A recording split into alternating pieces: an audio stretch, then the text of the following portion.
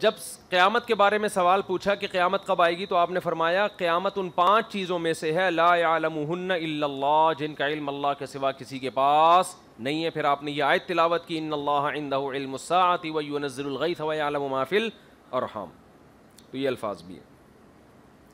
اچھا، اس میں جو میں نے علمی نقطے آپ کو بیان کیے نا، امتحان میں جب بھی کوئی اس طرح کی چیز آئے گی آپ کو نمبر وار سارے پوائنٹ لکھنے پڑیں گے. تو ان میں ایک اہم پوائنٹ یہ بھی ہے کہ اس سے ہمیں پتہ چلتا ہے کہ تعلیم کا جو نیچرل طریقہ ہے وہ یہ ہے کہ ایک ماحول بنایا جائے. دیکھو آپ صلی اللہ علیہ وسلم صحابہ کو بٹھا کے ویسے ہی سمجھا دیتے کہ اسلام اسے کہتے ہیں، ایمان اسے کہتے ہیں، احسان اسے کہتے ہیں، اور قیامت کی یہ علامتیں ہیں. کیا خیال ہے؟ لیکن اللہ نے صحابہ کو دین سکھانے کے لیے کیا ہوا، ایک کلاس کا ماحول بنائے، استاد شاگرد کا. جبریل آ رہے ہیں اور ایسی کنڈیشن، ایسی حالت میں آ رہے ہیں کہ سب کو تعجب ہو رہا ہے کہ بھائی یہ نہ مسافر ہیں لیکن ہم میں کوئی جانتا بھی نہیں ہے. تو اس سے کیا ہوتا ہے، آپ کی جو توجہ ہے وہ اس محفل کی طرف زیادہ جاتی ہے. جیسے ابھی کوئی اجنبی آدمی آ جائے جو اس کلاس کا بھی نہ ہو، مدرسے کا بھی نہ ہو، مثال کے طور پر ایک عجیب سے لباس میں آ جائے، پینٹ شرٹ میں آئے اور کیپ پہنی ہوئی ہے، کالا چشمہ لگا ہوا ہے، آ کے سوال پوچھے، وہ جو سوال پوچھے گا اور ہم جو جواب دیں گے آپ کے ذہن میں ہمیشہ کے لیے بیٹھ جائے گا، کیونکہ ایک آپ سب کی توجہ اس کی طرف چلی جائے گی، یہ بندہ کون ہے. نہیں آ رہی بات میرا خیال ہے. تو یہ جو اللہ نے سکھانے کے لیے حضرت جبریل کو بھیجا، وہ آپ کے سامنے آ کے طالب علم کی حیثیت سے بیٹھے. اس کو ایک یوں کہہ سکتے ہیں کہ آج کے دور میں جو ورک شاپس ہوتی ہے نا مختلف فنون اور ہنر سکھانے کے لیے، یہ اس کی ایک بہترین مثال ہے. یہ چھوٹی سی ایک ورک شاپ ہوئی ہے، سمجھ رہے ہو. ہم کیا کہتے ہیں کہ بس پڑھانے کا ایک ہی طریقہ ہے، بچے کو سامنے بٹھاؤ اور پڑھاتے چلے جاؤ، پڑھاتے چلے. وہ بور ہونا شروع ہوتا ہے 2-3 دن میں، پھر بھول جاتا ہے. جیسے ہمارے مدرسوں میں کیا ہوتا ہے، جب کالج سے، یونیورسٹیوں سے اور گھروں سے لڑکے آتے ہیں، شروع میں بڑا جذبہ ہوتا ہے، عالم بنیں گے، مفتی بنیں گے، دین کی خدمت کریں گے. ہم دنیا میں آئے ہی اسی لیے. تو پہلا دن گزرتا ہے، صبح اتنے بجے کلاس شروع ہوئی، پھر دوپہر 2 گھنٹہ، 3 گھنٹہ، 14 گھنٹہ، پھر 6 گھنٹہ، پھر 7 گھنٹہ. اس کے بعد نماز پڑھنے گئے، پھر قیلولہ کیا، پھر سو کے اٹھے. اس کے بعد واش روم میں گئے، واش روم سے آئے، چائے وائے لگائی، پھر تکرار کے لیے بیٹھ گئے. پھر عصر کے بعد بیٹھ گئے وہاں پہ، سموسے کھا لیے، چائے پی لی. پھر مغرب کے بعد بیٹھ گئے. پھر 2 دن، 3 دن، 4 دن، 5 دن، 6 دن، 8 دن. جب یہی ترتیب چلتی ہے تو بھول جاتے ہیں کہ ہم مدرسے میں آئے کیوں تھے، یہ کتاب کس موضوع پر ہے، کیوں پڑھائی جا رہی ہے، مقصد کیا ہے. اور 2-4 سال کے بعد دنیا میں آنے کا مقصد ہی بھول چکے ہوتے ہیں کہ ہم یہاں آئے.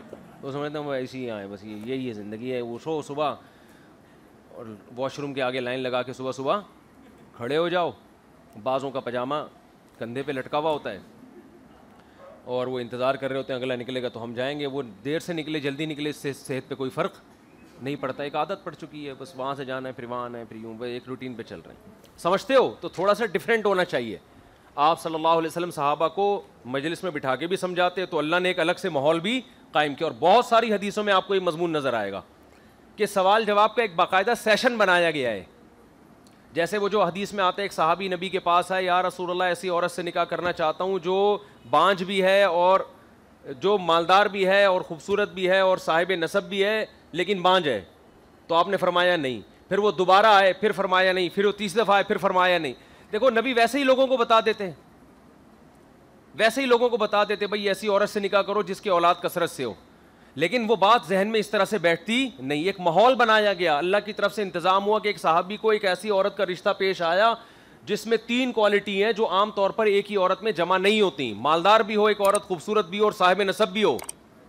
ایسا مارکیٹ میں ہوتا نہیں ہے. صرف ایک فالٹ ہے کہ بانجھ ہے.